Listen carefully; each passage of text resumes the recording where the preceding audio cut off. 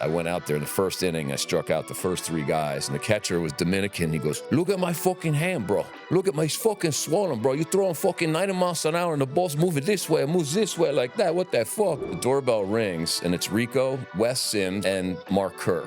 And Mark's sitting there with breakfast in my hand. He's like, "Hey, what's up, bro? Nice to meet you." I started wrestling because I played basketball. And this guy fucking elbows me in the face, and I'm just like, pang. And my coach is like, "What the fuck Was is this wrong like high with you?" school or This is high school, yeah. He goes, "Why don't you go see what the wrestling team's doing? That's your style." My last fight, I came home and I threw cash all over the bed. And I was like, "Yeah, baby, I'm a prize fighter. That's right, motherfuckers." My first fight, my first amateur fight this year was completely shot. I would go on set, and they would bring the medic on, and he'd come and drain my ears. And it was like a whole thing. Like, "Oh, Bruno's ears are fucking blown up again." You look at these little moments in life that you get to take with you. I get goosebumps thinking about it. You get to take with you for a lifetime. It's like, you know what? I'm so glad that I made myself do that. Get back in there one more time to prove to yourself that you can. It's now translated into other areas of my life. When I decided, okay, what's next? I'm like, I'm going to become a commercial helicopter pilot.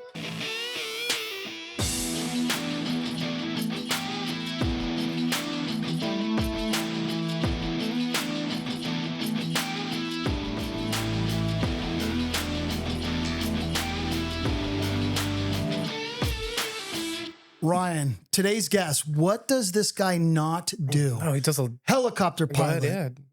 actor, commentator, MMA fighter. MMA fighter. Yeah, and all those things are very interesting too. So Bro, I think it's gonna be a lot who to has talk a about. resume like this guy? Definitely not me, that's for sure. You do some cool things too, but I don't think you're that interesting. Bro, I'm not even close to that. Yeah. Our man, Chris Bruno. Thank you, guys. I love the jack of all trades, master of none, right? that's pretty much what it comes down to. Everybody's like, "Why do you do all this stuff?" And I'm like, I like challenges in life. That's a big thing for me. I think my parents wanted us to be well-rounded as kids. You know, where me, I was like, "Get up and go read that book and start studying. You need to be smart." My brother was like, "No." The kids would knock on the door and be like, "Can Dylan come play football?" He's like, No, tell him I'm in my room playing with models. She's like, "No, you get out there and go play football." And so that was the kind of thing, is to be well-rounded. And I was a psychology major in college and skiing on the ski team at the time. Shit. And I had an injury and I got sidelined. And I was like, you know what? I said, I don't want to just sit around and drink like everybody. So I'm like, I probably would just sat around and drank. I'm just well, letting you, I'm being honest. but it was like, let's do something fun. So I auditioned for a play. I ended up getting the lead role in this thing. And I was like, you know what? I said, I think I get out of school a lot faster doing theater than psychology. Sure. So I decided to pursue acting, and I found a school in New York, Stony Brook, which had I missed playing baseball. I got scouted a bunch of times when I was playing high school ball. And I was like, you know what? I miss it. And I went to a baseball game one weekend and saw a college game. It was like, and I said, this is college? I know I can play on this level. So I was a walk-on at Stony Brook. And I found a school that had a theater department and a baseball team. And I went down to Florida for spring training. And at first they said it was like fall ball. And they go, well, let's see what you got. They put me in, like a scrimmage against another school. And I hadn't played in 2 years. I went out and cut off jean shorts and a wife beater and hat on backwards. Yeah, they were like, didn't even have a uniform for me. But see, you got, kid. And I went out there and I threw 3 innings. I was not spectacular, but I didn't give up any runs. I struck a couple guys out. He goes, well, you can come to spring training down in Florida with us, but we can't pay for it. So, you're not guaranteed you're going to make the team. I worked out all winter. I threw in the gym. This is back east, so you'd have to throw indoors, and work with the pitchers and the catchers. And he goes, he got 3 innings against Boston University.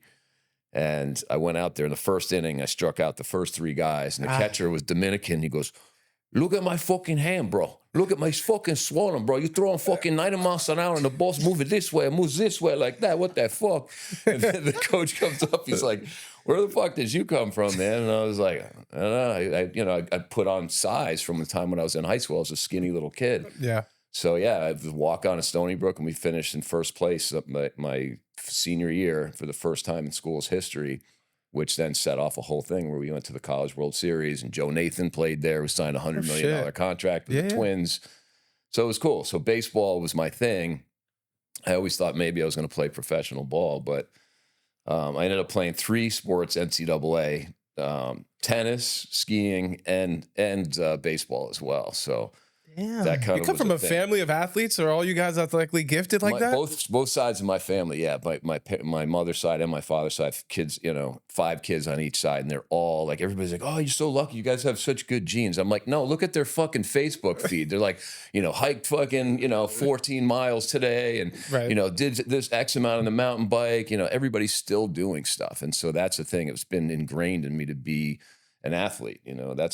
And then the academic part was kind of interesting because I hated math and physics and all that shit. But being a pilot, I had to go through all that of math, physics. And Cindy helped me out a lot. Sometimes my wife, Cindy, she'd be like, I'm like, babe, I don't know how to do all this math. She'd be like, oh, that's a simple algebraic equation. She's like, whatever's on this side, would you move from on the other side becomes what was a positive now becomes a negative, and then just factor it out. And I'm like, oh my God, it's like a magic trick. It works. It's so cool. Math is fun. Who would have thought? Well, you just come from a family of overachievers, it sounds like. A little bit. My brother went to MIT, graduated a semester early. Listen how like he just was an my all-American brother went to wrestler in high MIT, like school. it's no big deal. Yep, and he's a black belt in BJJ, Awesome. which is really cool. So he's not a fighter, but he's wicked on the ground. Like I'm sure. And he's very, very strong and very skilled. And it's cool. I knew he was going to pick up jiu-jitsu. Like he started training with Eddie Bravo, and I was like, dude, you're going to love this shit. It's going to be like high school wrestling all over again. You're going to feel, part of a team and all that. He was trained with Eddie and just picked it up really quick. How long did it take him to get his black belt? 20 years, because he started with Eddie 20 years ago, and now he trains with Chris Howder. I don't know if you know, one of the original Dirty Dozen down in Torrance. He has a gym. It's all black belts that train there. And my brother showed up in his purple belt and instantly were like, all right, we got to work on this fucking belt thing. Get this guy in a black belt. And I think he literally threw his brown belt at him. I'm sick of looking at you in that fucking purple belt, fucking tapping out my fucking black belts. I love that. We've both been at it a long time. I started wrestling because I played basketball at first. You did everything. And this guy fucking elbows me in the face, and I'm just like, pang, and just smoked this kid on the basketball court. And my coach is like, what the fuck Was this like high school or was this is high school? Yeah. He goes, why don't you go see what the wrestling team's doing? That's your style. Well, the wrestling coach was the football coach. I played football. So he's like, Bruno, I was wondering when you're going to get your ass up here. Go pin somebody's ass to the mat. And I'm like, all right. And I would just take guys and throw them on their ass. I didn't know shit about wrestling, but eventually I picked it up. And that was like my grappling from the time I was 12 years old. Yeah, it started when he started beating people up, Ryan. Yeah, no, definitely. Yeah, it's fun to beating people up, I mean, listen, it is a part of life. I don't know. I'm sure you guys like to beat people, or at least watch people get beat up. Right? Yeah. We've had I our think it runs in moments. our family a little bit. Yeah. My wife's a little game, crazy. right? I'm a little crazy. Yeah. I played basketball. I don't think have I punched anyone on the court?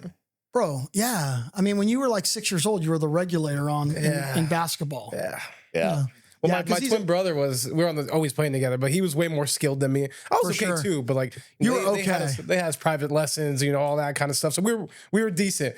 My little brother was like Steve Nash out there and everything. Really? And all Yeah, the other he's really players good. would just hate on him because he was flashy and this. So every time someone would give him a little shout, just come in and fucking bump him, push him, do something. That's awesome. Yeah, Ryan was really good too, but Kobe was a point guard, just phenomenal skills, right? Yeah. And Ryan was just the regular. Everybody messed with his brother, he would. Well, that's he would get a down. big thing. Is you mess with my brother, man, and he's my little brother for me too. And yes, he can handle himself, but we had a ski fight one time. This is so funny. I always think about that shit. They're fighting on the fucking mountain Yeah. with your It's the equipment. No, it's the craziest thing. craziest I shit in the can't even world. tell you the places that I had. Once MMA came around, I was like, oh my God, I finally found a home. Because Now my this is legal. I used to We're think not- it was we're not like risk going to jail I'm now. Like, it's a neighborhood thing. And my friends at home are like, no, it's not a neighborhood thing. You've had more fights than all of us combined. It's a you thing. It's a Bruno thing, man. And I was like, all right, I guess I have to accept that it's a me thing, But So yeah, tell us about the we're ski fight, skiing. bro. So I'm skiing down this thing, and my brother and I are coming down a bump run, and it's in Aspen. And Aspen has what's called a double fall line, where it's not straight down; it's kind of angled like this. So we're coming down this thing, and it's a leg burner. He's in front of me, I'm behind him, and I see him comes out, and it comes out to this trail called Broadway, which is just a feeder, an intermediate trail. This is like a double black that feeds out into that thing. It's all this traffic. So my brother comes in, his legs are smoked, and he kind of comes in hot, and this guy's here is like, whoa, and he kind of skis across the front of the guy, and he's like, sorry, bro, sorry, like this, and his speed's taking him. Yeah. And I'm behind this, and I see this huge dude fucking skating after my, 17-year-old little brother, And gets up behind him, and he comes up behind him with a ski pole and fucking nails him with a ski pole like this. And I was like, but I was just like, the idea of seeing red, it's like a cartoon, like tweet, like fucking 100%. Smoke just came out of my ears. And my brother said, all I saw was this freaking white cloud of, I just came into a stop, click, click, out of my bindings. And he said, I just saw this fist just go, boom. This dude's head just clearly like out of frame on the ground. I was like, you fuck with my little brother, ping, ping, ping. And I'm working him over. The other dude, right? Thought he was going to punk his brother, and his brother comes up behind him and lights him up. Oh, yeah, no idea. Then my brother's like, his chick was there. And my brother's like, okay, all right, dude, he's had enough. And that was the whole thing, is having my boys like pull me off. Sometimes it'd be, let him go, Bruno, let him go one-on-one. And they're like, oh, shit. And then everybody's like, all right, he's out. And then once I had that switch, that was the thing. It's especially when it comes to family. Mess with my little brother, man, someone could talk shit to me, and depending on my mood, I might fucking care more or not or whatever. But someone says something to my brother, it's just a whole different story for me. Just a different level. Got to protect your family. It's an interesting thing, because I remember I did some interviews here with you guys, and I asked all the fighters would come in. I said, tell me about your street fights growing up. Most of them were like, yeah, no, I didn't really have any of those. And I was like, what do you mean? How did you get into MMA? And they're like, oh, well, I played the UFC game and thought it was cool, took a jiu-jitsu class. And I'm like, this is a different, different generation. Different generation, bro. Like, we've gone and talked to, Chuck Liddell, Rico Rodriguez, that I live with. Rico Rodriguez and Mark Kerr. I don't know if you guys know this story. No, I don't know. I don't know what story you're going to tell, but I know who those people are. So who they are, right? Yes. So my first amateur fight, I was training for this fight. It's going to be up in Canada.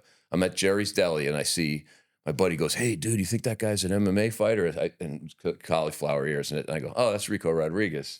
And we're sitting there, and he kind of looks over, and he's like, yo, you that actor dude? And I was like, yeah, you're Rico, right? He's like, yeah, what's up, bro? And I met him and shit. We started hanging out. And he's like, I said, where are you training out here? And he goes, I train all around. I go to the Machados. I go here and there. He goes, here's my number. If you want to come train, let me know. I was like, okay.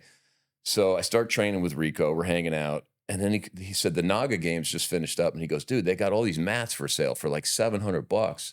He's like, it's a steal, I'm telling you. So I was like, yeah, I'll take them. Paid cash.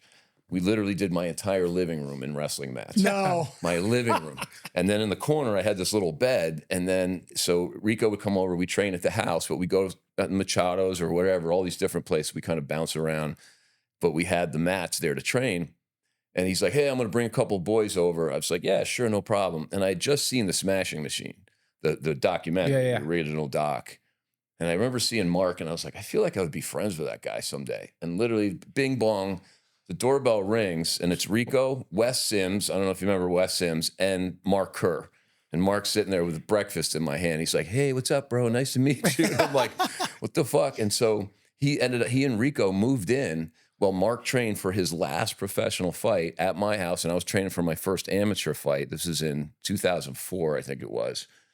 And it was like a golden time where I'm literally living with the fucking Smashing Machine and fucking Rico Suave. Where were you living at? Where were you living at the time? Studio City, same house that I'm still in. I've been there 20 years now. So this is literally, over 20 years ago.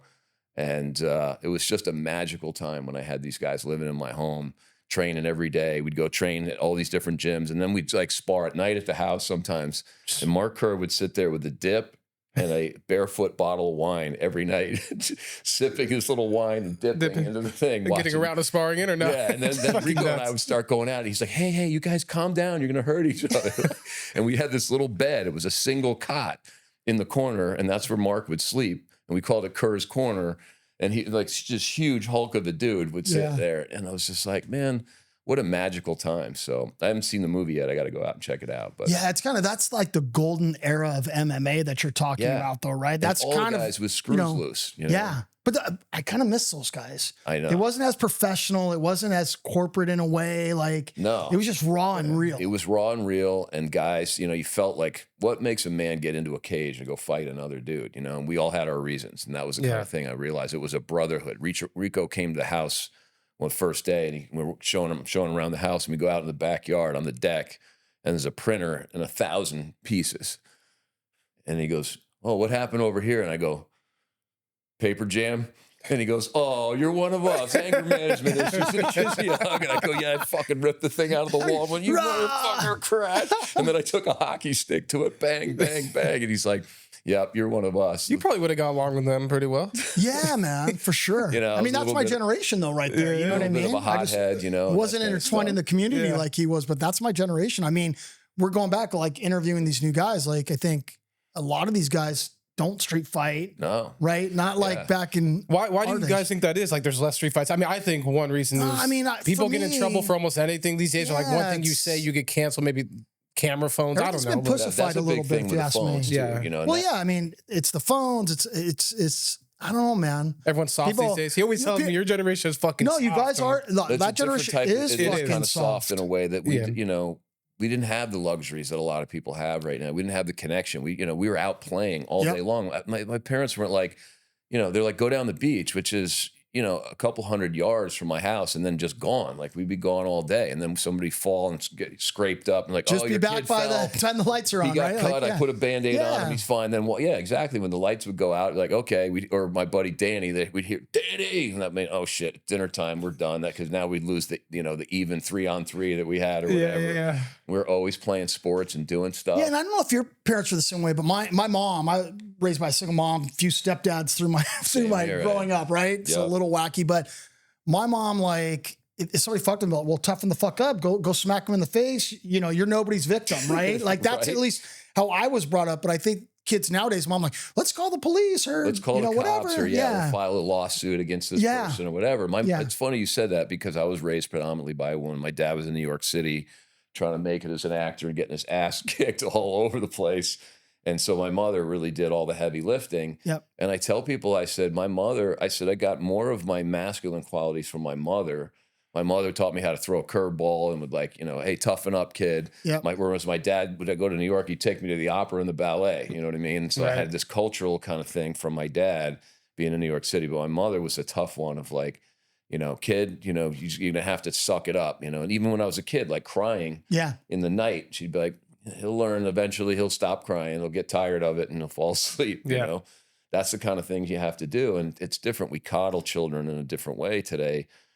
And again, sometimes it gives them an incredible sense of entitlement. So they just walk through life thinking that they can do anything. So on one level, it's not bad, but on another level, when the reality hits and you don't have that comfort of living under your family's, you know, my mother used to say that to me too all the time. I'm like, I have my own money, Ma. I got my summer job. She goes, yeah, but you got a roof over your head because I pay for it, kid. So go get to work. You know, I don't want to hear that shit. Yeah, no, I mean, it's just a different world. Like when I was growing up, my mom was super, super tough. I was being bullied at school and I was coming from one school to another and the bullies at that school would make all the new kids run through a line and they'd hit you, right?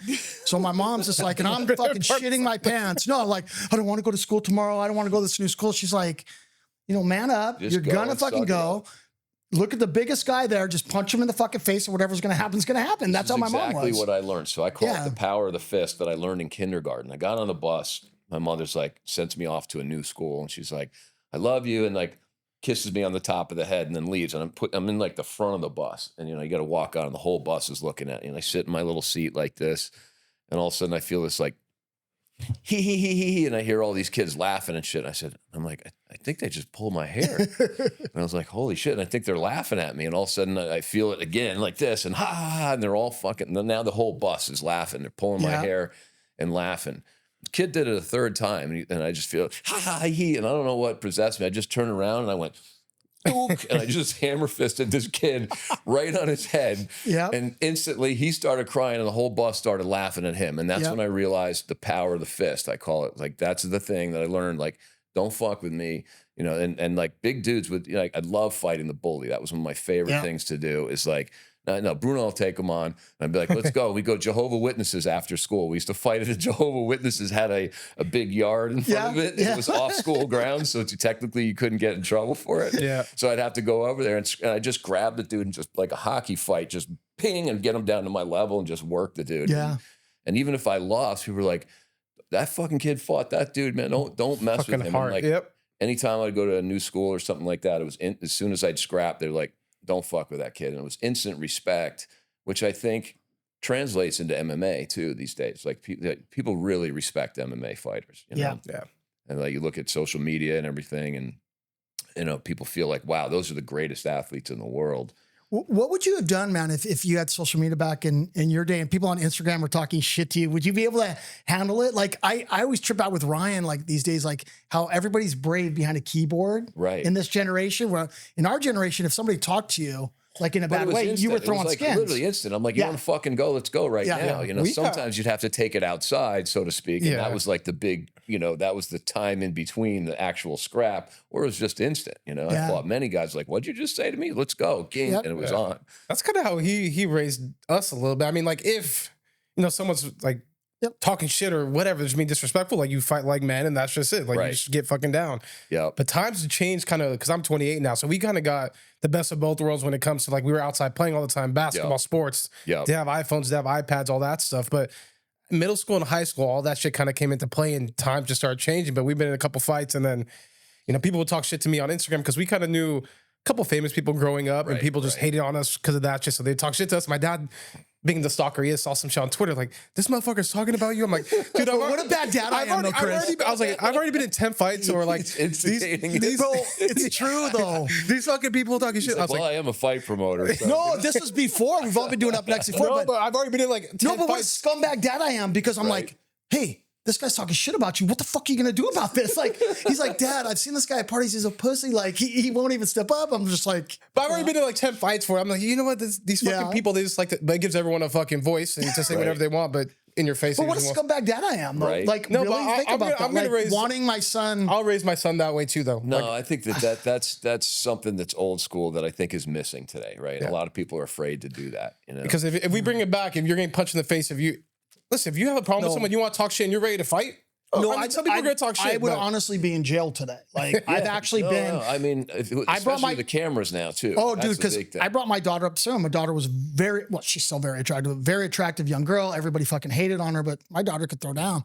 I actually, you know, was at a couple of her fights, like, you know, in the park. And nowadays, I would have gotten prosecuted for that. We're giving the name The Fight Family. Just I mean, look at we're on the Fight Family podcast. Yeah, but I think people. And what I hate today is there's no I'm not saying you got to punch everybody. I'm not trying to say that, but there's no ramifications for people's disrespect or words. It's even like politics. It bleeds into politics too. Because of social media, there's things that people say that you would never say to somebody in person. Never, you know? Yeah. And again, this is why I'm more of a centrist. I like to, you know, I'm all about the United States of America, not the divided states of America. Like, get together, realize that both, you know, parties at the extremes are pulling everybody apart. 100% agreed. Just sit down and have a conversation and be like, wait a minute, what are you talking about? That, you know, and have a conversation, and you start to see things from somebody else's perspective that you might not have seen before, you know? Yeah. But nobody cares about somebody else's perspective anymore. It's we're in this. If you don't agree with your perspective, you're a bad person, and you should be thrown out of the fucking country, you know, and all this stuff. And I'm like, no, this is. You know, and that's what I feel like is missing from society. Like you said, with the online bullying kind of thing, I was like, I don't even understand that. Like, how is that even possible? Just show up the next day. I'm like, I'm sorry, what'd you say to me? But you don't have that. You have people from afar. I remember I made a comment on Conor McGregor's thing sometimes, you know, and he's showing all his watches and his yachts and shit. And I'm like, how's that jits coming? And I always break his balls a little bit and like put like the little gi emoji on there, you know, and it's amazing. Like, 50 people will just start piling and like, oh, bro, what's your record, man? How many fights? You only had a couple of pro fights, you know, whatever. And like, I'm like, well, they do their research at least, you know? Well, look, for me, it's like, and I don't know, like maybe I'm just a little bitch, but that's why I avoid commenting on things or liking things, like anything that could be controversial, because I don't want to get pulled into that shit storm. You know what I mean? Yeah, you just got to, I mean. I'm very cautious about what I post, and I realize I'm being kind of a pussy. Somebody's like, dude, get a fucking TikTok, start putting this shit out there, you know, and you'd blow up on TikTok, bro. You'd blow up on TikTok. And that's what I'm trying to do. But I realize I've been dragging ass about it with my own resistance to it, because facing all of those things and be like, oh, you know, my buddy Malcolm Jamal Warner said, you're all about it, man. People are going to come for you. Just know they're going to come, and they're going to come hard, bro. So you better be ready for that. Well, these are people that have nothing in their lives going, no positive. These are all troll accounts. Like I've seen people like go on Up Next and make comments about Up Next or whatever. Then you check their account, they've got, you know, 0 followers, following no 2,000 accounts. But fucking people don't they have something better to do with their time? Like, I'm so busy and consumed with like grinding, working, family. Like I wouldn't have time to like. I don't even. It's different though. That's where society's really changed because, like, for me, just to give a thumbs up or like to hit a smiley face emoji or a fist and an explosion, like it's a lot of work. I like just kind of scrolling and going through shit. I'm like, oh, I should probably comment on this to lift somebody up, right? Yeah. So you got to give a fist or whatever, and like realize, like, really, that's your big contribution to their conversation. But it's true though. Sometimes a fist and an explosion says, it's a contribution because most people are fucking just negative. But the funniest shit to me is like people calling, say JDM lost this weekend, probably got all this hate, right? Like people calling him a pussy that are just behind their fucking screens. Like that's the shit that just drives me fucking nuts. We had Gabe Green on the pod, and he talked about after he lost, people saying, "Oh, you should kill yourself. You suck. This and that." Like, who the fuck are you to talk to someone like that? Right? But you have he's a man of God. To put into a fight. I had this with, and again, I don't mean to shit talk anybody, but Stephen A. Smith. I don't know if you remember this, but when Cowboy Cerrone fought Conor McGregor, Stephen A. Smith had this comment, which I actually liked some of his shit, but he was like, "Nah, bro, he just didn't show up, bro. He didn't show up. The lights were too bright for him, man." I'm like, he got caught with a shoulder bomb, which is incredibly crafty from McGregor, and broke his nose with an up shoulder that he threw against the cage. And he went like, whoa, whoa, whoa, I got a broken nose. He's, tears are coming out of his eyes and like trying to readjust, and he freaking head kicked him, and I was like, no, you're so wrong about that, and I was like, and then they showed like footage of him hitting mitts. I don't know if you remember that. No, I saw that. Like, bro, he looks so bad. So bad. And I'm like, I actually like Stephen A. Smith because he's one of those guys. Did he post that himself or did somebody else troll him? I think somebody trolled him. Must have trolled him. Like, I got a little footage of him hitting mitts looks so bad. So you realize like a lot of times people are, and I was like, stay in your lane with this kind of stuff. It's an opinion. People have opinions. If somebody goes out there, and like if somebody pulls out of a fight, that's another thing, man. It's like, one of the worst things for a fighter to have to do is to pull out a fight, to know that you're actually not just, hurt, you're injured. And you're like, wow, man, I put everything into this. Yeah. Like I was supposed to fight in what's LFA now for Ed Suarez. Every time I see Ed, I'm like, Ed, I'm so sorry I wasn't able to make that fight. But 6 weeks out, we brought in a 2-time All-American wrestler. He was getting in on me early, and I was like, wow, my hands are still good. My feet are still good. My hips are the one thing that slowed down a little bit. I was like, and my coach is yelling at me. He's like, come on, Bruno, don't let him get in there. I'm like, and if you have a couple of options, you can whizzer, you can try and shoot a guillotine. But if you're gone, the last thing you have one more thing is when you hit that mat, pop and go. I hit that mat with both of our weight, and he was like 190, and I was fighting at featherweight, and I was like, click, and I just heard it like, I was like, oh shit, I just broke a rib. And they're like, oh, you okay? And I was like, yeah. We continued to fight. And then fucking crazy. Class ended. I went home and I said to my wife, I said, I think I just broke my rib. And she's like, oh yeah, that's broken for sure. I said, I got to fight in 6 weeks, And she was like, take a couple days off. She's like, I think you can still fight. It's going to hurt. But she was like, knowing your wife, she's like, you're still going to fight. Wife, oh, bro, I love your wife. How much it meant for me. This is supposed to be for my 50th birthday. Yeah. And Ed was like, yeah, dude, I'd love to have you fight. We had an opponent. And then I kept training. It was painful. Every time I grapple, I could feel it kind of clicking away in there. But on my feet, I was pretty good. I was like, just don't take any kicks there. Sure, yeah. And sorry. Yeah. Do you feel like, because, your wife's a doctor, right? And she does a lot of, UFC, BKFC, and all that stuff. I think she really has a great understanding of the athletes, what they're going through. Do you think that's because of your guys' relationship? Absolutely. She'll say that to the fighters all the time when they're like, hey, doc, she's like, I live with a fighter. She's like, they're like, oh, okay, so you get it. And the wives are like, oh, okay, you get it. When they're backstage and their guy just lost a fight and she's suturing him up and he's a little scared that he's like, am I going to be okay? She knows what fighters go through. And again, to watch me go, to see what it took to make my fucking final fight with you guys in Celtic Gladiator, which you guys co-promoted with them. I got overextended on a right hand with the same guy I was sparring with. I got overextended and he caught me with a kick. He's a big dude. And all of a sudden I felt like my whole fucking, I saw this like rib sticking out like this. And I was like, oh my God. I went, and like popped it back in, touched gloves. And I was like, as soon as we started grappling again, I was like, ping, and it popped out again. I came home, I'm like, babe, I feel like I really fucked up. She's like, looks at me, she goes, you got a fucking coastal condyle separation where the rib connects to the sternum, popped out. She goes, you can't fight. She goes, you take one shot there, you're going to get a pneumothorax, which is a punctured lung, and it'll be a life or death situation. Like, you got to get hella medevaced out of there. She's like, you're not fighting. You got to pull out of the fight. And I had to call Ed a week out, or 3 weeks out, and be like, dude, I'm so sorry I can't fight. And then I got on a card with George, and I think it was CXF that you guys were doing back then. And then first week of training, tore my MCL. So it took me a year and a half to be able to make my last pro fight at 51 years old.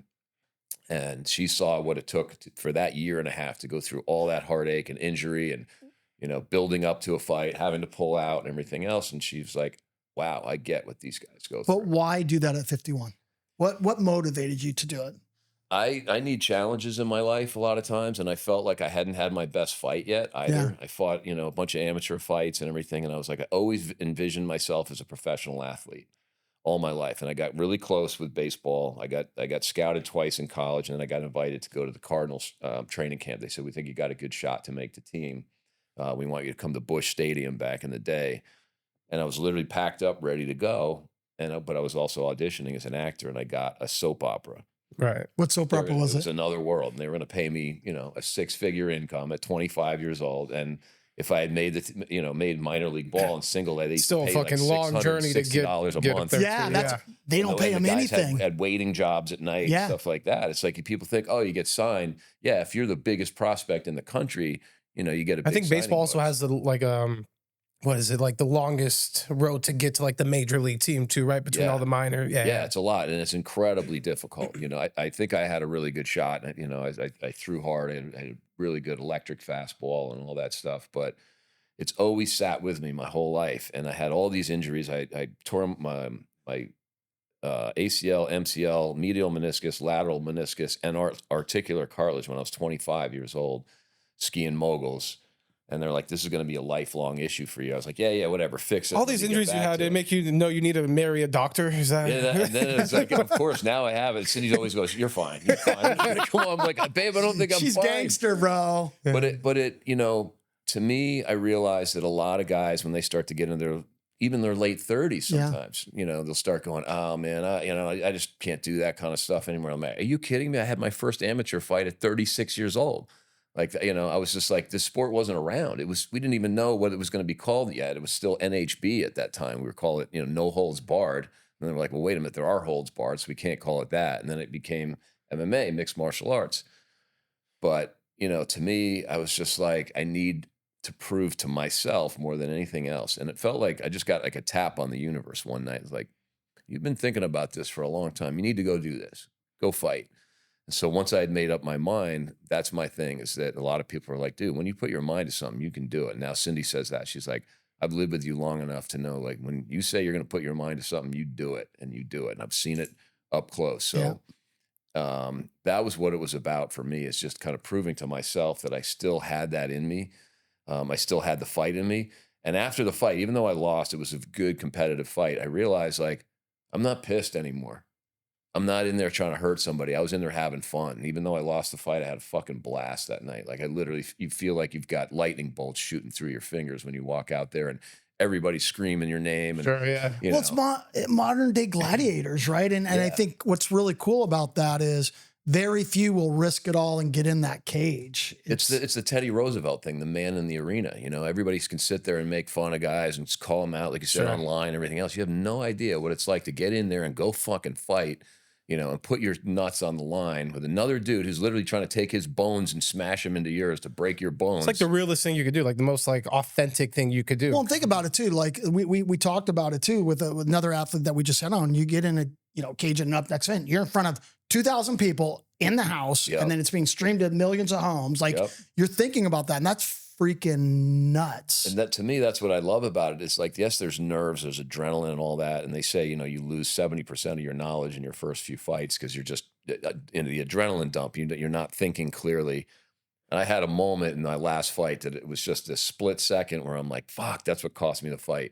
I had gone and trained with Gabe Rudiger that week just to work on it. I said, this kid's a wrestler. I know he's going to try and take me down. I've wrestled all my life, and I'm getting a little bit slower. I need a couple of tricks. And like, I used to do this thing when guys would shoot in, I do like almost like a reverse suplex where they'd come in and I just grab them around their waist and fling him over my head and then take top position from there. And he's like, oh, I don't know, dude, that's really dangerous. I don't know if I would do that. And when he shot in, I went, and don't do it, he said. So I tried to like pummel under, and I was just late on it. And I was like, fuck, I should have done it. I ended up on the ground, you know, pinned against the cage with the dude dropping bombs on your head, which is like, you always ask yourself, what would I do in that situation? You train for it, but like I had never been in that position in a fight. My amateur fights, I pretty much dominated most of them. So all of a sudden I find myself on my back, pressed against the cage like a fucking cheese grater. The dude just landed bombs on my head. I'm like, get up, like figure it out, man. Wall walk, get yourself back up to your feet, and to be able to feel yourself in that situation, get back up to your feet, have some more exchanges, go back to the ground, get a nice sweep from there. And the funniest thing was in that fight, I made this one mistake where I got caught in a triangle. I swept him, but somehow in the exchange, he was able to throw up a triangle, and I was like, oh my God, I'm in a triangle right now. And I could hear myself like doing this. And I started laughing. Like the only thing that would come to me, I said, there was no fucking way I'm going to tap with all these fucking people that came out to see me fight tonight. All the people that are waiting at home and tap out to a freaking triangle that you should never have been stuck in. And so I literally picked him up. I did one of those old school, like, you know, pick him up like this to go slam like Matt Hughes with Carlos Newton. Yeah. It was one of those. And it was just like, and as I went to go slam him, I felt him readjust. Like, oh shit, he's gonna slam me. And I just boom and came and snuck out. I just feel the crowd just like, you know, that probably has to be the best feeling too. You know, like, fucking... and it's just one of those things where you look at these little moments in life that you get to take with you. I get goosebumps thinking about it. You get to take with you for a lifetime of like, you know what? I'm so glad that I made myself do that. Get back in there one more time to prove to yourself that you can. And it's now translated into other areas of my life. When I decided, okay, what's next? I'm like, I'm going to become a commercial helicopter pilot. My wife's like, okay, I can't wait to see this. This will be fun. All right. He says he's going to do it. And like, but that's the other thing, is to have the support of, you know, your partner. Yeah. Cindy fucking believes in me because she watched me fight at 51 years old. Yeah. She sat cage side, like, holding, you know, Malcolm Jamal Warner in my brother's hand like this, like, oh my God, this is fucking happening right now. Holy shit. And watch the whole process. And she went, that dude's going to do whatever he says he's going to do. And I can't wait to see what's next. So yeah, she's definitely your ride or die. She you know, is, like, you know? You got to have that though. And I tell people she's like my gift to MMA. Like, you know, because I said to her, I said, look, this is, you know, years ago, I said, you need to do this. I said, you got to get into this. I said, you'll be perfect for this. And Mike Beltran was the one when I approached Mike with this. I said, look, I think Cindy should do this. He has been the biggest supporter. And the thing with Cindy, we watch every UFC fight. If we're working a fight, if we're doing UNF or some other fight, we'll come home that night and watch all the UFC fights. Because if there was an eye poke, there was a cut, there was an early stoppage, whatever, she and I and Mike Beltran get on the phone every fucking next day and download about the fights the night before, so that she's educated above and beyond all the Why other am I not surprised? Like, I didn't know that, but her professionalism, the way she handles the action, right? Yep. She belongs in that cage, right? The way she talks to the way she handles things. Yep. And again, knock on wood, she makes all the right calls. Yeah. I've worked multiple events with her, and the way she handles, she's made all the right calls. Well, every single time. Remember the one fight where there's this amazing, iconic picture that I can give you guys for the feed after this if you want, but she's literally checking this fighter out, and they're like, hey, come in and take a look at him. And she's looking at the dude. She's asking him questions. She just turns like this, and she's like, he's not good. Turns out he had a fucking fractured skull. Oh shit! He had fractured his skull and somehow passed the medicals. We don't know how he was able to pass it with that.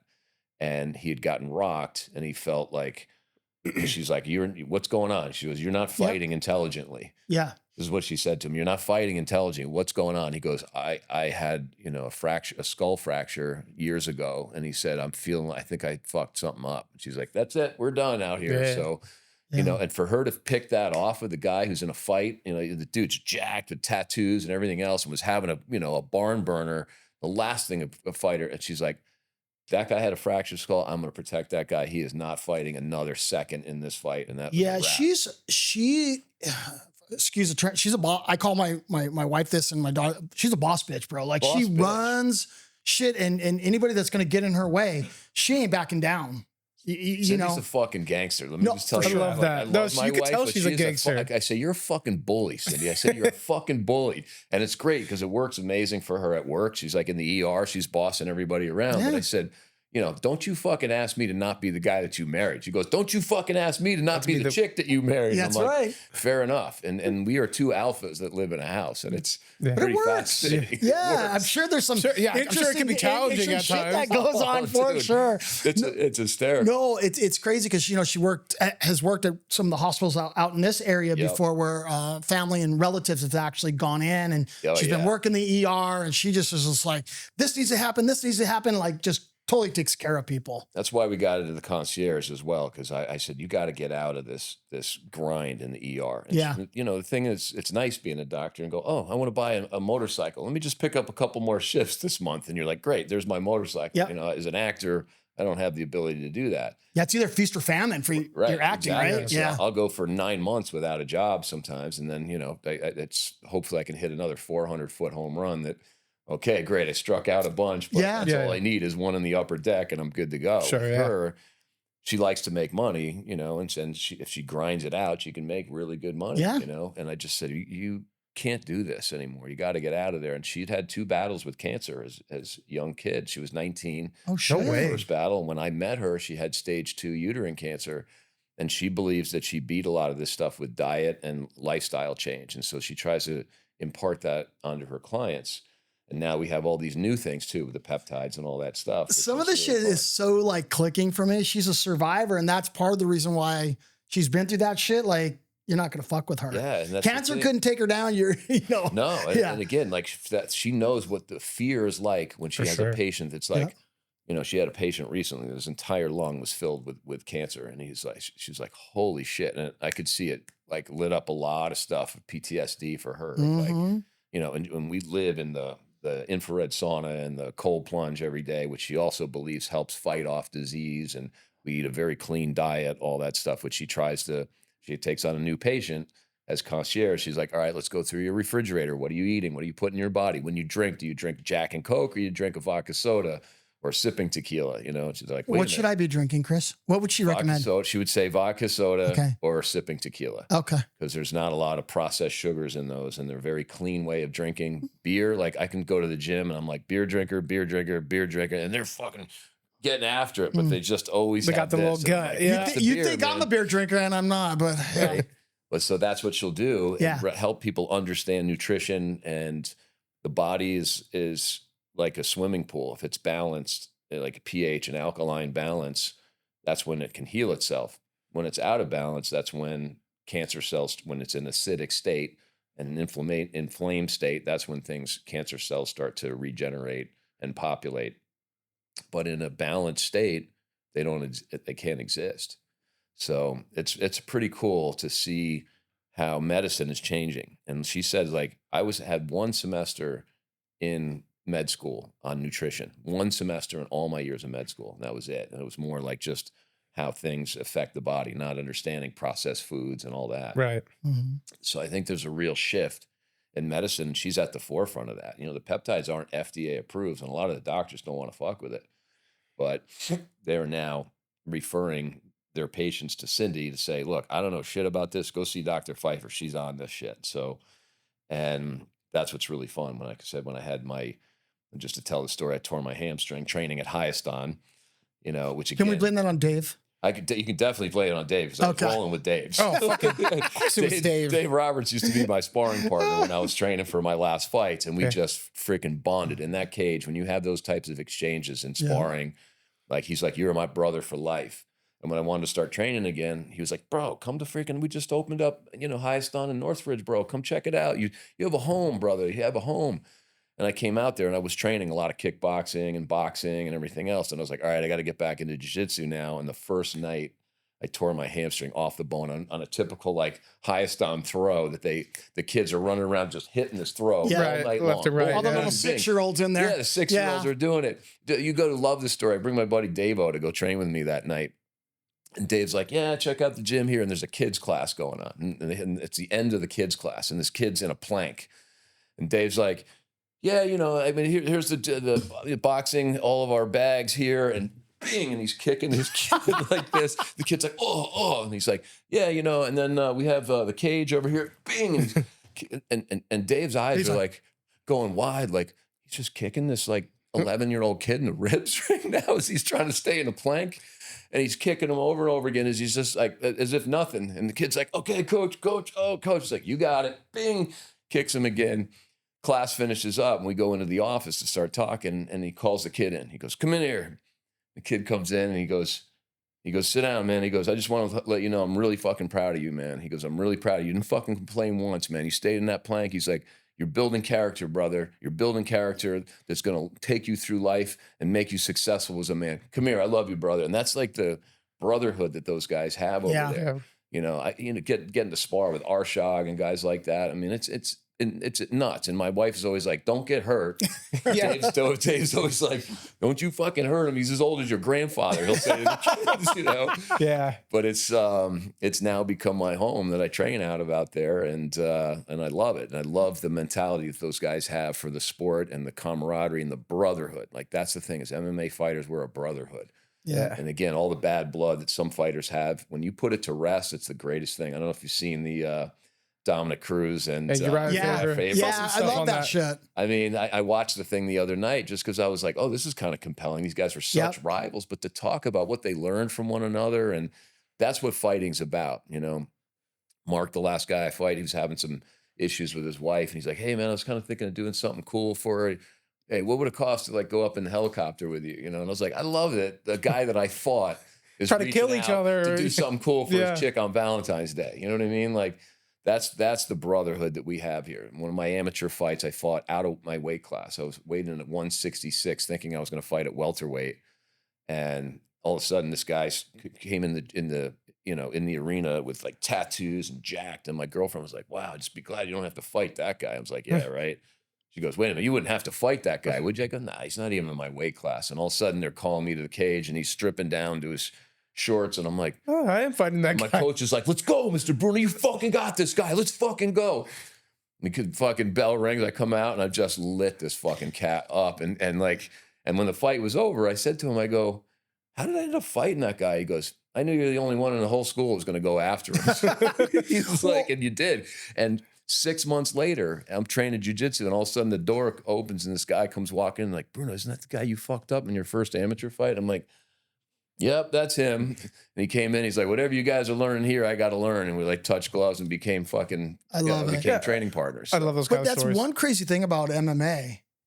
You don't know who knows what anymore. Right. You can look like a pencil neck geek, this, that, the other thing, and have mad skills. The crazy thing about MMA now too is people are, I think it's more common now, but people are fucking going to college, getting degrees, and then still doing MMA. Someone like Arshak Gadorian, you know what I mean? Yeah, you look at Chad, like, Arshak, and then some of those little killers at highest on, they come here for content day, and they look like they're like 12, 14 years old, baby faces.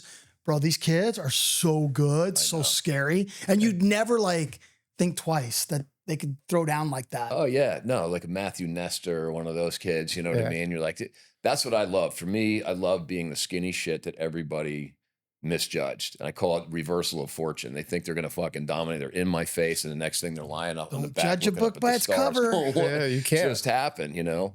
And again, that's the other thing is I always say, you know, check people's ears before you have a fight. That's exactly what I was thinking. Some people say, like, oh, you're lucky you didn't get any of that. I'm like, what are you talking about? Yeah, you got it. You got some. I used to drain the shit out of them because I'm being an actor. Like, I couldn't show up like this. Like, after my first fight, my first amateur fight, this ear was completely shut. I have, like, you know, photos of it back in the day. And, like, I would go and, like, I would go on set, and they would bring the medic on. He'd come and drain my ears. And it was like a whole thing. Like, oh, Bruno's ears are fucking blown up again. And they would bring the guy in to drain it so it didn't show up on camera. And then, you're a pro fighter, you can't, because you got to take 2 weeks off, because every time you get, you know, exert yourself, it goes, blows up again, the blood in there until it heals. So And I was like, yeah, you better check somebody's ears before you start thinking about fighting somebody in a bar. That's the first thing that I look at nowadays. You know, first freaking thing. Yeah, I mean, if you see that, just don't pick a fight with that guy. But I do love that aspect of being a fighter. Is like I remember being in a bar. I was flying helicopters up in Brewster, Washington, in this town of like 2,700 people, and we're in this bar, and I look across and I see this dude with cauliflower ears, and I was like, oh, I wonder what that dude's deal is. I wonder if he's a fighter, if he's a jiu-jitsu guy, you know, whatever. Yeah. We're just still hanging out, shooting the shit at this table, and all of a sudden this dude comes up and he goes, I just got to ask you, bro, you an MMA or jiu-jitsu guy? And I was like, I was thinking the same shit. The same thing, man. He's like, I had to know, man. I had to know. I was like, I know, it's a thing where so we all look like you can pick up cauliflower who trains, ears, even if it's a tiny little bit in somebody's ear. Like that dude trains.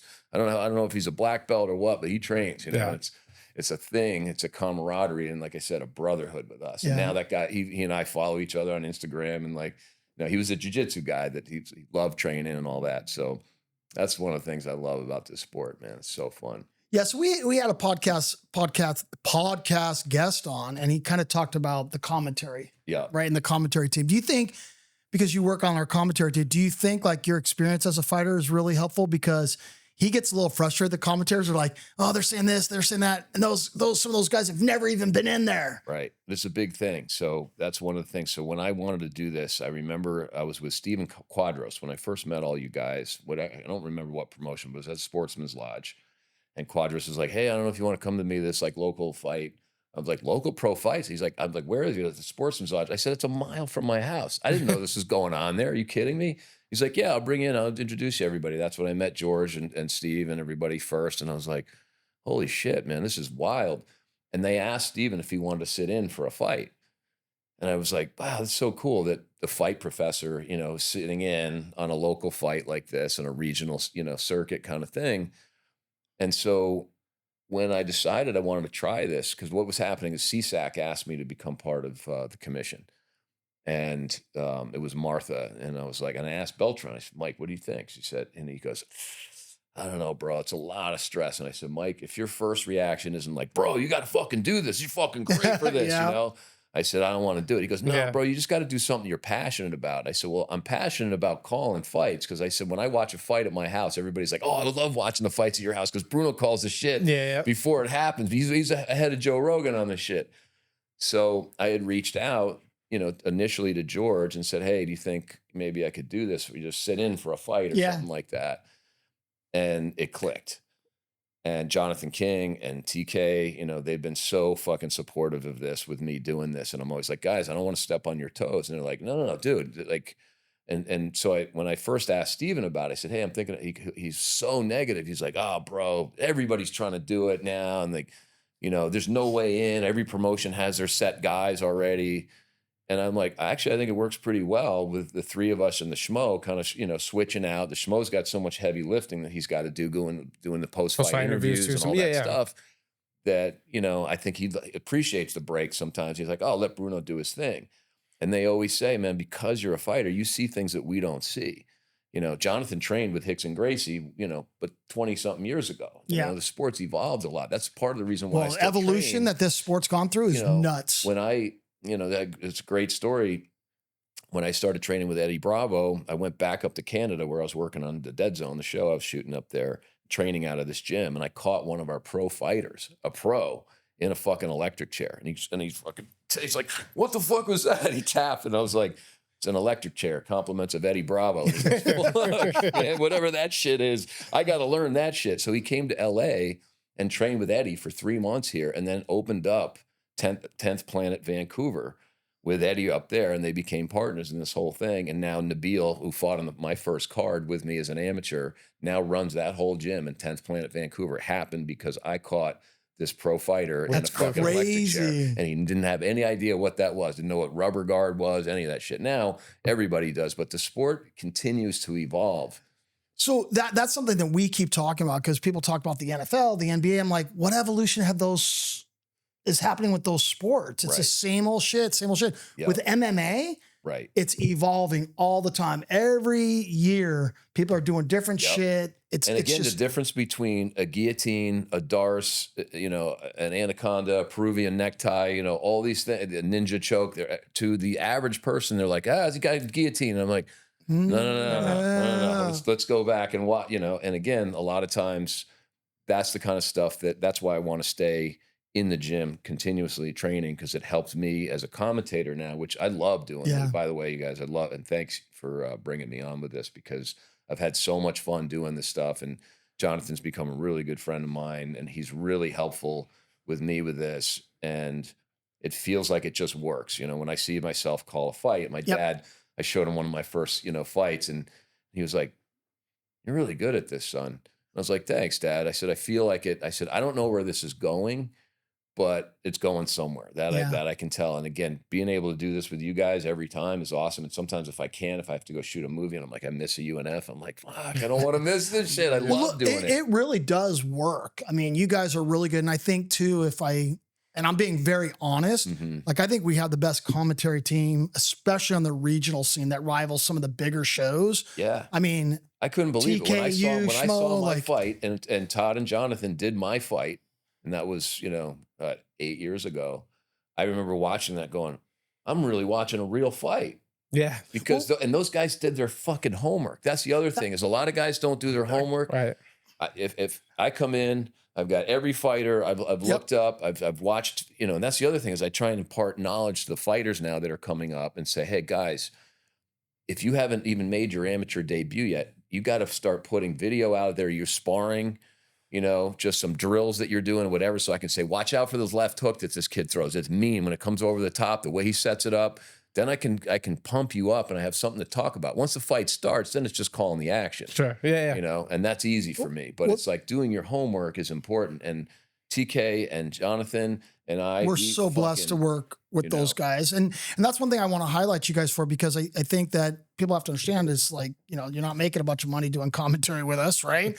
Like, it's a labor. Joe Rogan gets 50,000 a show. And I was like, look, I'm putting my head down. Guys, we need to negotiate. Yeah. It's kind of like a labor of love until, UNF really monetizes and does that, right? But the work that gets put in to make sure that you call these guys properly, not just what they're doing, but knowing their backstory, knowing their backstory. Right. And I think it's just a huge sign of respect to the athletes. And I think you guys are very committed to making sure that you're calling it right. And you're telling their story. That's a big thing. If I see a fighter and they'll come up to me sometimes and they're like, oh, that call you made, man, when you said my coach was playing me like a joystick, because you can hear him going, throw the 1-2, throw the 1-2, then shoot the double. And you see 1-2, boom, and he shoots a double. I was like, he's playing him like a joystick. You can hear his corner. And if I know the cornerman, I know the fight camp that he trains out of, I know the history of his trainer who fought in UFC. It's a backstory that elevates these kids. And that's what UNF does too, is it elevates these kids to a level where they're like,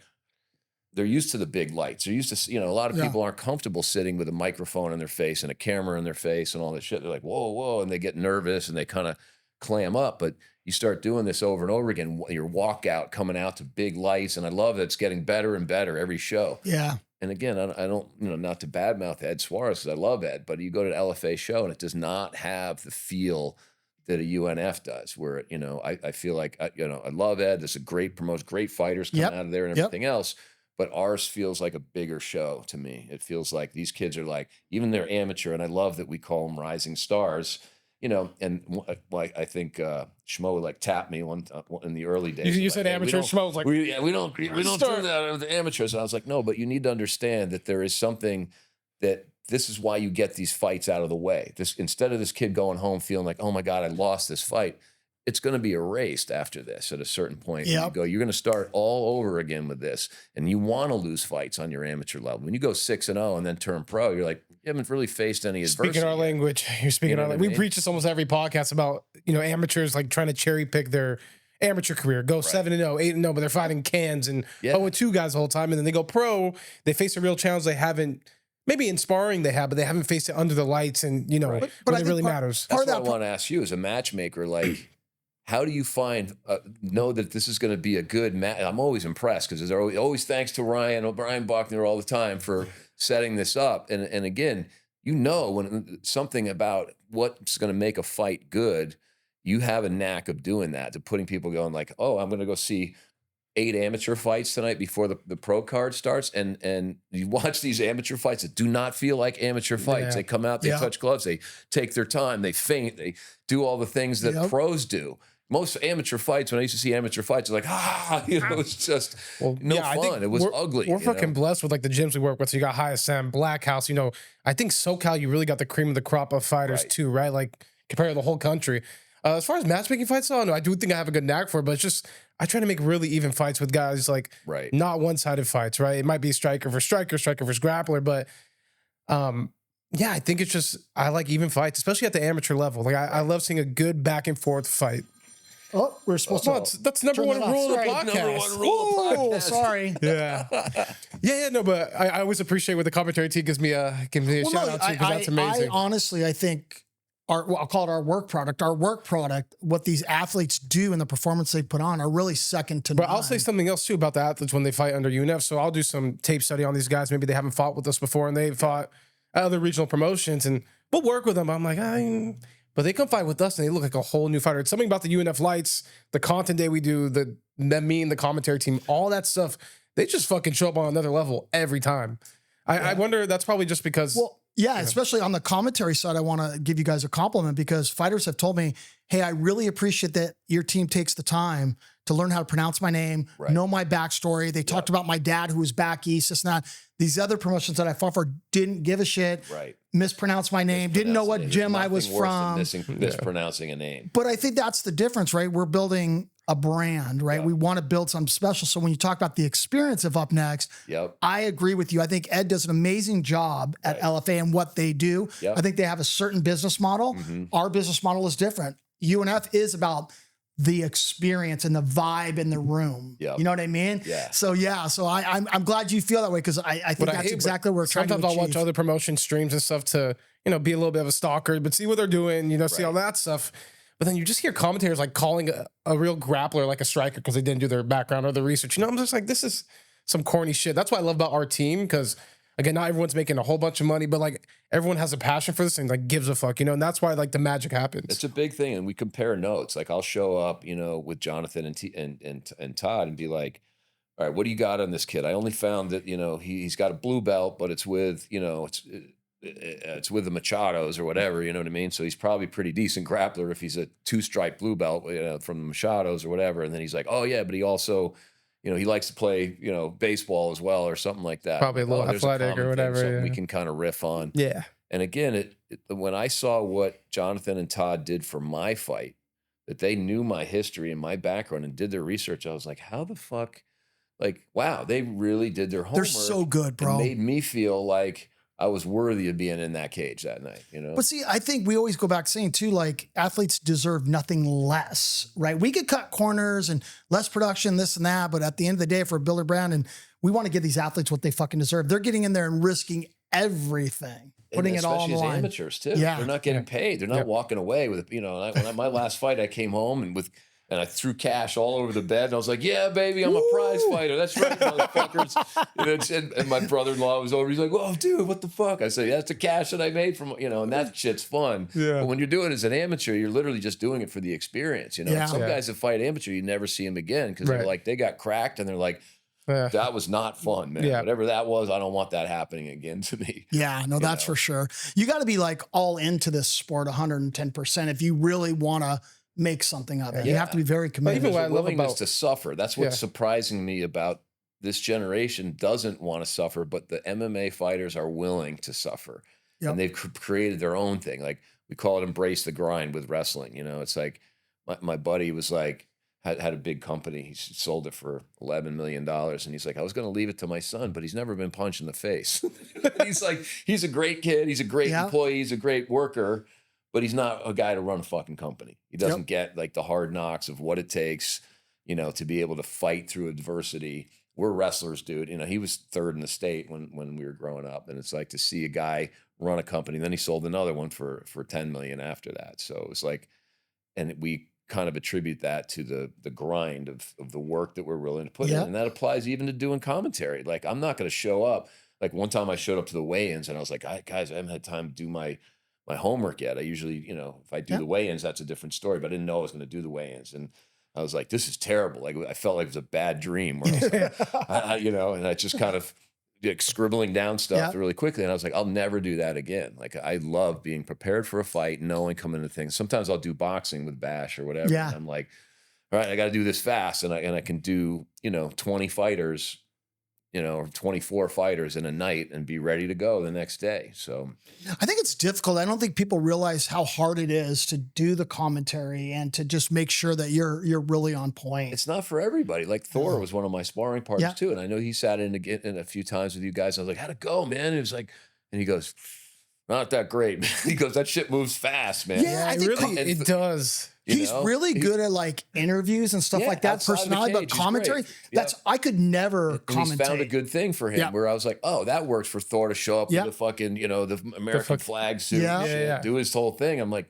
that works great. Calling fights not easy. No way. You know, unless it becomes natural. And for me, I think. Well, and I think it's definitely a gift, and I don't care. I think being a former fighter or training is a big plus. Right. But having the gift to be able to commentate properly, I think is great, because there are some of our competitors that have former UFC people or whatever that are on their commentary team, and they're fucking terrible. Right. Like they don't belong in the booth. No. And you can see there's just a dead, you know, they're either dead and flat, or they're nervous. What bumps me out is their name value doesn't do anything for the athletes that are actually in the cage. Right. They would be much better off getting somebody talented who could really tell the story better. Well, you know, it's like Laura Sanko. Laura Sanko's only had one pro fight. That's it. But she knows the fucking game. I think she's good. I think she got some flack on fucking online, but she's great. I don't know about. I'm like, she's fucking great, man. She's good. She does her homework. She knows shit about everything. She's a fucking black belt in BJJ. Like, she's, you know, she's legit. And it's like,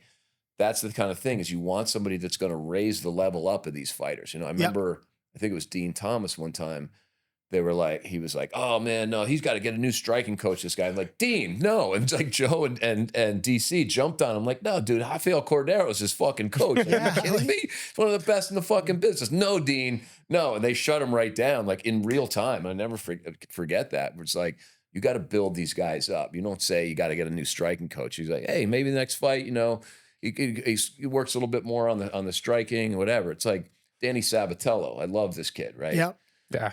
And I was like, you need to go train with fucking Dwayne Bang Ludwig for a while and work those fucking hands instead of just wrestling the shit. You know, he fought for the title and lost because he just out wrestled the dude, but didn't land any punches. And I'll make little comments and he'll thumbs up and whatever. He's like, yeah, you know. And I'm like, but you need to do it. Like he could literally be world champion in UFC if he put the time in with the hands. Well, you could be great, but if you're not entertaining the fans also, if you're not an entertaining fighter, your stock only goes so high. Yeah, also, Dana White gets pissed when guys are rolling around. He's like, this guy will never fight again in the UFC if he's going to do that. Yeah. You know? Like, I fucking love Dana White, bro. Like, no, really like he's Dana, just, we do. Yeah. No, he's just such a gangster and just tells it as he sees it. He's a straight shooter. He sees what he said. You know, it was a card that was a couple of weeks ago. And there was nobody on the card that I knew. Like, I know the sport really well. I don't know a single one of these guys. Yeah. And everybody's like making all these comments that, you know, why do you got such a bad card this weekend? He's like, bad card. It's tomorrow night. You fucking tell me on Sunday if Saturday night's card's a bad card, because he knows fighters and he knows, you know, their matchmaking too is really good. Yeah. If you go see a UFC that you're like, I don't know anybody on this card.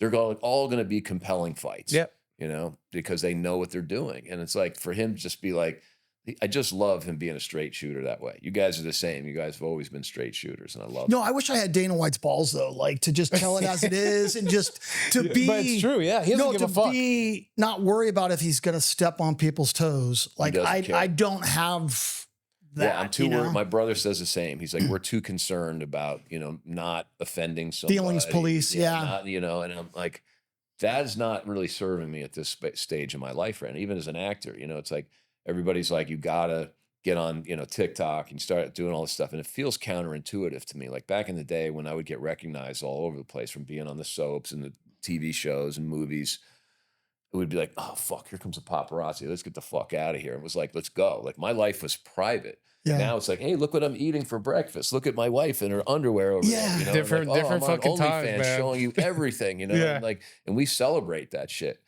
You know, and drives me nuts. And you know, the girl came over to my house the other night who's an OnlyFans chick. My buddy she needed some medical shit, and my wife was like, "All right, come check it out." We ended up hanging out, and my boys were like, "Oh my god, dude, that chick's amazing. I can't believe she's." I was like, "She's an OnlyFans chick. Like but that's influencers." And what do you say to your daughter who's like, "No, she makes $20,000 a week doing this shit." Yeah. No, he knows some people that get tens of thousands of dollars for a post. Yep. And all they post is like, you know, pics and bikini, shit like that. And it just like, to me, there's zero talent there. Like there needs to be some talent. And what are we influencing? But in today's world, influencers. I mean, what are you influencing? The Kardashians influencing to buy beauty products, lattes. You know what I mean? Like, what are you actually influencing people in a good way? I'm just a hater, bro.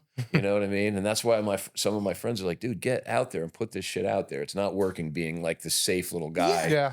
You know? But how does the whole acting thing really work? Because my daughter, when she was younger, you know, we got her into modeling and she did okay. But man, we go on these castings and, you know, out of the 10 castings you go to, you may get one call back or get one job, if that. I mean, that's a high percentage.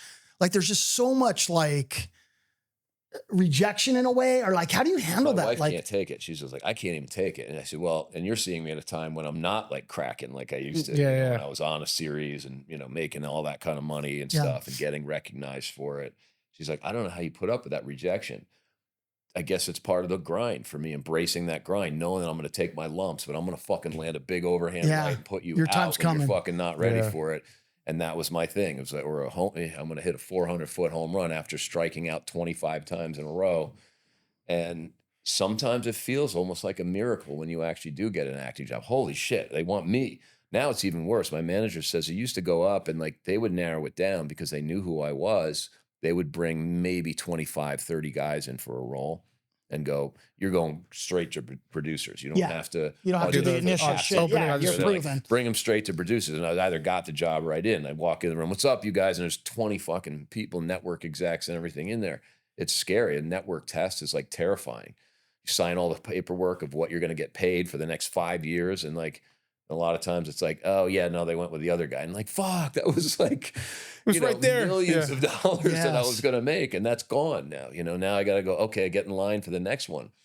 And it's hard, but I do think that there's some of my friends are like, I can't believe you're still fucking with your hands up, bloodied up, and you're still fucking coming forward, you know? Yeah. And my friends, you know, say, oh, Bruno, you fight like a Mexican. I'm like, thank you. That's a huge compliment. That's one of the nicest things someone can say to you, to be honest. I feel like in life, I fight like a Mexican too. Like Yeah. I just keep my hands up and keep coming, keep moving forward. And that's why I think I've been able to have a 35-year career in the film industry, you know, which is, it's not easy. And again, a lot of kids ask for advice. I said, you got a movie studio in your hand right now. It's true. Kids are doing it on TikTok and on, you know, social media and everything else. And then I'm like, I'm not taking my own advice right now. I'm not following myself around with a camera all day long, showing out everybody how cool my life is. Yeah. You know? Well, he's even in that age bracket that should be doing it. He hates social media in the sense of he won't post anything with his personal life or this and that. And I have to tell him, like, you got to get more active on there. You know, you're the face and the brand of Up Next. Like, you gotta do that. But I don't know, man. It's just such a hard thing. It's hard, but again, that's he raised us so opposite of that to our whole lives. Our whole lives. Listen, well, bro, my normal job's I'm a private investigator. I do a lot of work with law enforcement, this and that. So I'm a very private person. The only time I got Instagram or anything was UNF. It's just one of those things of like, there is merit in social media. It's huge. Like, I'm in charge of our social media. Like, Jeremy runs everything, but I'm in charge of getting the analytics report. Like, just in October, we had 5.5 million views. Really? For UNF. Yeah, that's pretty good. Wow, like, that's even awesome. this pod on a monthly on Instagram, we had 280,000 views, I think, in October. Wow. So, but again, we have to look at these analytics because as we approach sponsors and other stakeholders, they want to know, what is your reach? What are you accomplishing? Right. You know? That's a big thing. What is your reach? You know, and that's I had it with a film recently. My buddy was shooting in Bulgaria, and I texted him. I was like, "Hey, man, let me know. I shot a movie there years ago. Said, love Bulgaria. Let me know if you want me to come play." He hits me right back. He's like, "Yeah, what's your profile looking like these days?" I'm like, "Profile ? He's like, "Yeah, social media." I'm like, "Oh, like non-existent." He's like, "Yeah, we want at least 1.1 million followers for any of the characters that are in this movie." Wow. And you're like, that's hard to achieve, is 1.1 Well, especially if they're organic and they're real, right? You know what I mean? Yeah. I mean, honestly, though, it depends. On Instagram, but like TikTok, bro, like there's someone every week that's like gaining 500,000 followers like in a week when these like stupid trends go out. There's like, I was watching another podcast, but there's this song like "Sugar on My Tongue" or whatever. Someone opens the fucking fridge and they sing to the song. This girl went from 1,000 followers to 1.2 million in a week. Yeah, how about Hawk Tua? Yeah, that shit too. Overnight sensation. I mean, I don't know who says that shit publicly like that, but good on her.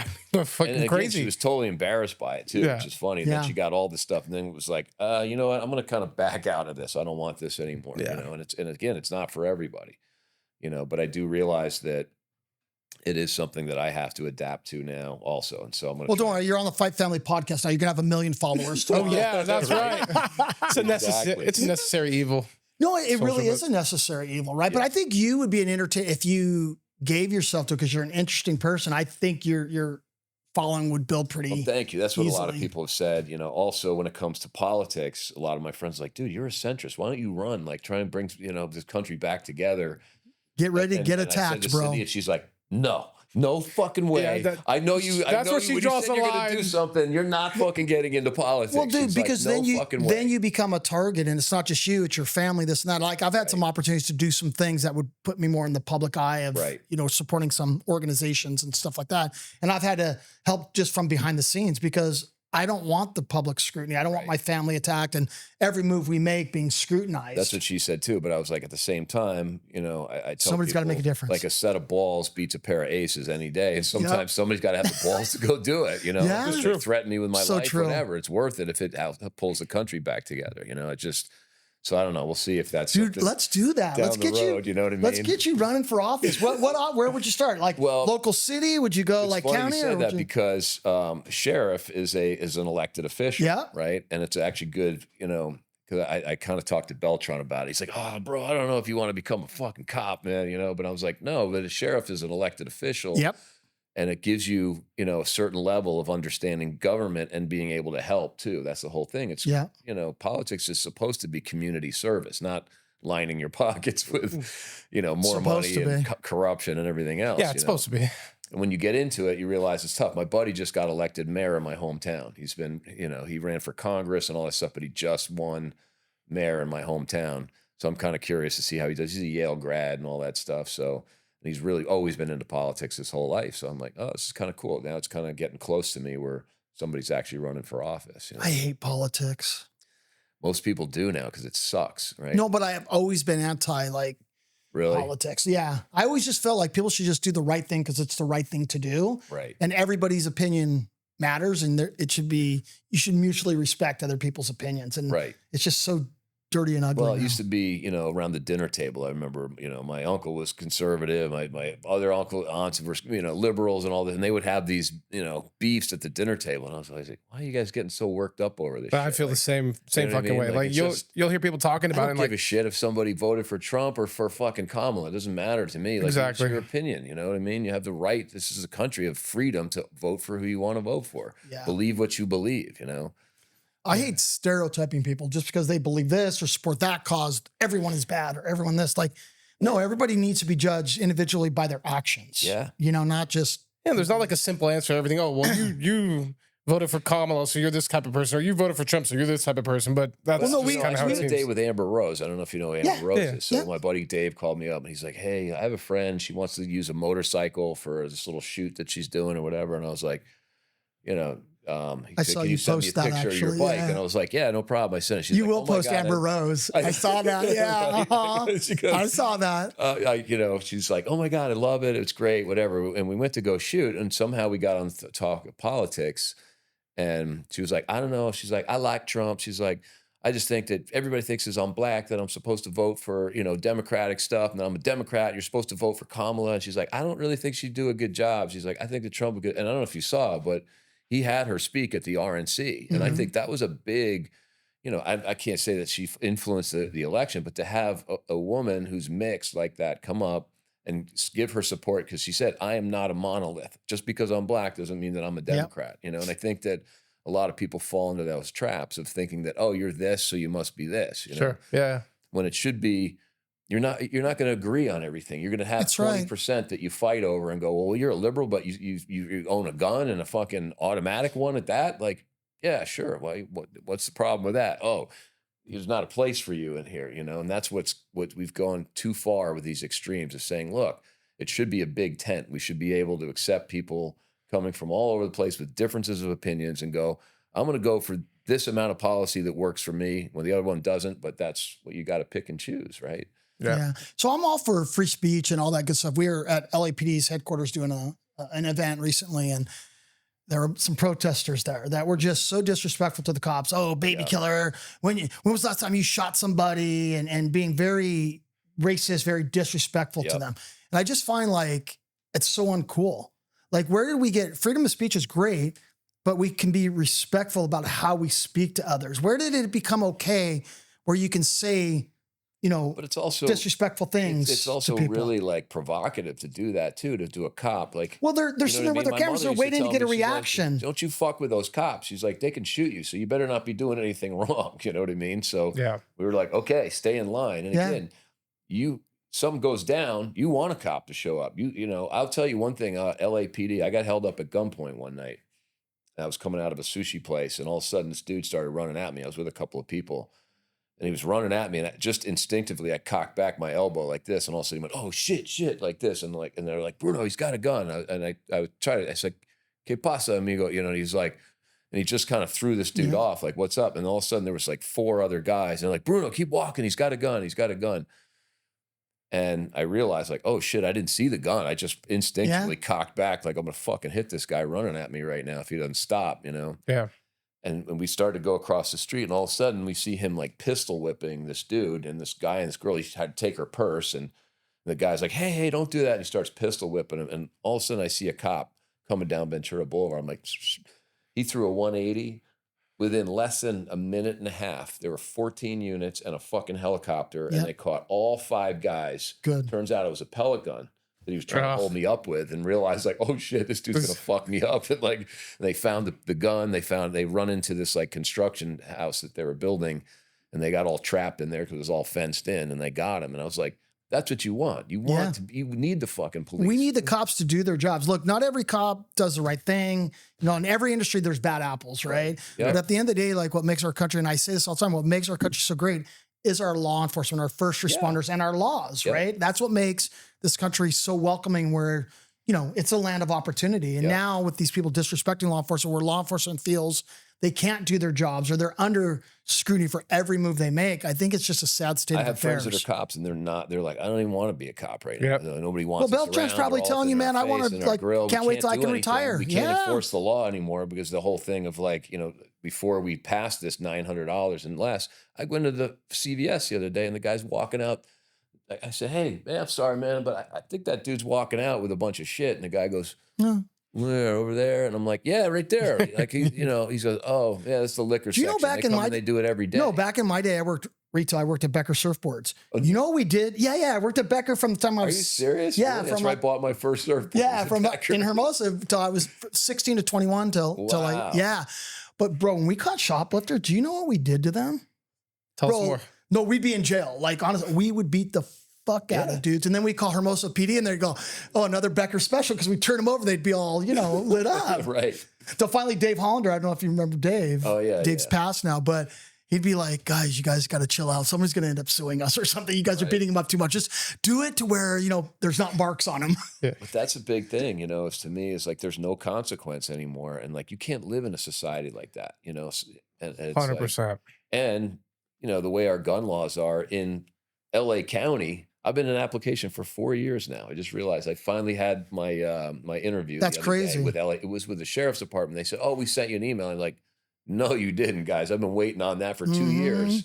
And so now I got to, even though I had my interview, now I got to do my shooting requirements over again and everything else. And like, they really just don't want citizens walking around. Yeah, there's something funky going on with the sheriff's department with that whole thing for a minute. I think the DOJ sued him there. So what happened was Villanueva was in there, and he's more conservative. He's like, no, we need to let our people protect themselves, right? And then he was out. And so, now it's like, oh, so we'll see. But that's an issue with where a neighborhood, like, I'm a neighborhood guy.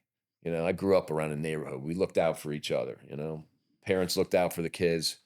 I feel like it should be that way. If my shop owners, I should be able to look out for them and go, oh, hey, you're not walking out with that shit right now. And they just do it all day long. Yeah.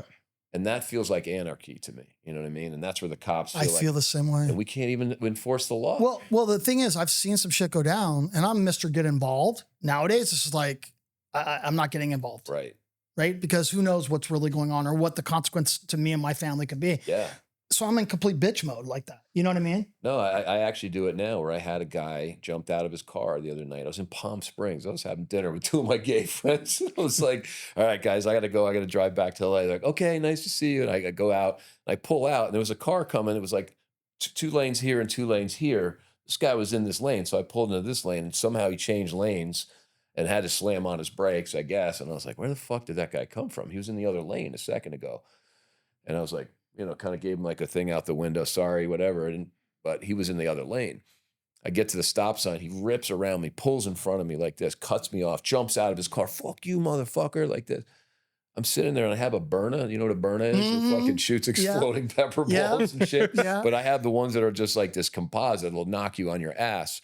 And I'm a pro MMA fighter. Yeah, so you can choose whichever one you want to use. Motherfucker, like this. And he's like, and he's hitting the front of my car. And I'm like literally sitting there like this going, I picked up my camera, and then his wife comes out, there's chick, and she's filming like this. And I was like, this thing is more of a weapon than this thing right now. Yep. And it was enough of a deterrent. And again, I went into kind of puss mode where I was like, all I could hear was my wife's voice going, Chris, don't do it. Don't fuck him up. Don't Well, you know what happens when you fuck that dude up? Then he's going to sue you. Then this, and then like... And I had 2 drinks with dinner, so I was like, "This so you're like, probably the thing I need right now." Well, look, the good thing is you were in the right state of mind. You didn't take action. And the last time that I did take action was at a local bar here. Yeah. And Cindy was with me. We did a motorcycle ride. We went to go just watch football on a Sunday with my buddy, with 3 of us on our bikes. And all of a sudden, we're in this bar, and this fucking brawl breaks out between these 2 dudes. They're just swinging on each other like this. And this black dude and I, we lock eyes, and I grab one guy like this and like lift him up. I take him out. He's like, I'm cool, bro. I'm cool. I'm like, all right, just wait outside. We'll get your bill or something like that, And then I come back, and Cindy's like, what are you doing? Don't fucking get involved. Don't get involved. And I was like, I didn't get involved. I just got the guy out. He's good. This other guy's like 6'2" with this big Denver Broncos. Fuck you, motherfuckers. He's yelling at everybody in the place. And this 5'2" bar manager is like, please just leave. Please, we'll get you your bill, but you have to go. You just had a fight. You're like, you're swinging on a guy. You have to go. There was no security in there, whatever. And Cindy's like, Chris, don't get involved. Don't get involved. And I'm sitting there like this. And all of a sudden he goes, shut the fuck up. And he slams this chick, 5'2", against the bar. And I'm like, that's it. I take him out. I walk him out and I throw him outside like this. And he falls down. And I'm like, no, don't give me that shit. Get up. And I go to help him up. And he fucking from the ground kicks me in my knee and then tries to shoot a fucking single on me. I just went boom. And I overturned a hook like this. 9-8. I hit it right on that fucking top of the head. He's like, and he sounded like a sack of sweet potatoes, like boom, boom, on the ground like this. And I just line him up like this, and I hear this other dude, no, don't do it. He's out. And I'm like, you fucking motherfucker. Yeah. I was like, God, he kicked me in my bad knee. Oh, fucking. And Cindy's like, what are you doing? I told you not to get it. I was like, all right, let's go. Let's get out of here. And I go to sign the bill, and I was like, plates, screws. I broke my hand in 3 fucking places, dislocated my thumb. The entire ride home, every stop sign, Cindy's like, you're an asshole. I told you fucking not to get involved. I told you not to fucking get involved. And at a certain point, I finally said, look, I need you to be my fucking doctor right now, not my wife. Stop giving me shit. Go into doctor mode, Cindy. Right. Yeah, but who's right and who's wrong in that situation, right? Because again, someone has to do something about the guy. That's what I mean. But toward danger, not away from it. That's just who I am. I've always been that way. Yeah. But as I'm starting to get older, like you said, I'm trying to like not make those dumb decisions. Like, is there anybody else that's going to get exactly. It's time for someone else to step up. Somebody else can stand up. It's not even like a dumb decision. It's just you just got to make the best decision for your future. But it's also like, I don't know. It's just a tough thing for me. Funniest thing was after this, I had to start work the next morning, day 1 of this movie with Ben Affleck called The Way Back. And the scene that we shot that next day is we're in a basketball court and we come out and shake hands. Hey, what's up, Sal? And I'm like, hey, what's up? Good to see you. And then we're like, shake hands. And I had to tell the director because my hand was blown up like this. And he's an old buddy of mine. We used to play football back in New York together. And I was like, Gavin, I broke my hand sparring last night, I said. He's like, dude, and you see it. He's like, oh, fuck, that's bad. Are you okay? And I'm like, I'm okay. We'll shoot today and tomorrow. And then I'm going to get x-rays on Wednesday at the Kings game. So I was like, yeah, I had to have fucking surgery and everything else. But literally I had to shake Ben Affleck's hand 52 times because we shot him. Fucking shot right. And Ben's like, bro, and he's huge. He's like 6'2", fucking jacked, and he's just like, bro, I'm so sorry, man. He's like, I'm just gonna put my hand out and you do the shaking. And so 52 times, it just kept getting bigger and bigger. Wow. And so yeah, Cindy's like, see, you're a fucking idiot. You deserved it, punching a guy in the head. So she's right and wrong. I literally said, maybe that's the last time I'll punch somebody in the head. Yeah. But then she said, what do you want to do for your 60th? And I said, I definitely can't make it through an MMA fight camp. And she's like, you're not fucking fighting MMA. I said, that's not what I said. I said, I could go box some YouTuber though. She's like, are you serious? I said, let me think about it. So I'm going to get back in the gym and see if in March I can fucking go box one last time, go fight some shit talker. That'd be fucking sick. That'd be great fun, right? Yeah. We could promote the shit out of that. I told George about it. He's like, okay, you got to do it in UNF. He's like, don't just fight MMA. I'm like, George, I can't go grapple with the guys at fucking highest on anymore like I used to. Yeah, especially for fucking like an 8-week camp or whatever. It's really get in good shape. Camp. Like it's not the fight. I'd go out and fight tonight. I'd be fine. It's the camp. You know, it's making the camp so I don't make an ass out of myself out there and putting myself like a fish out of water, like breathing like this every night over and over again. You know, it's hard. Fight camp, there's nothing like it, man. So, but boxing, I think I might be able to get through it. So we'll see what's up. Well, we're doing some boxing stuff. We're supporting some events December 12th and 13th. Oh, no shit. Yeah. Okay. At a new venue in downtown LA. Mission Let me know, Studios. I started doing some of them with Steve. And yeah, like doing it's a Steve thing. The commentary was fun, but then he had me do the post-fight interviews in the cage and in the ring, and I was like, wow, I've never done this before. Not easy.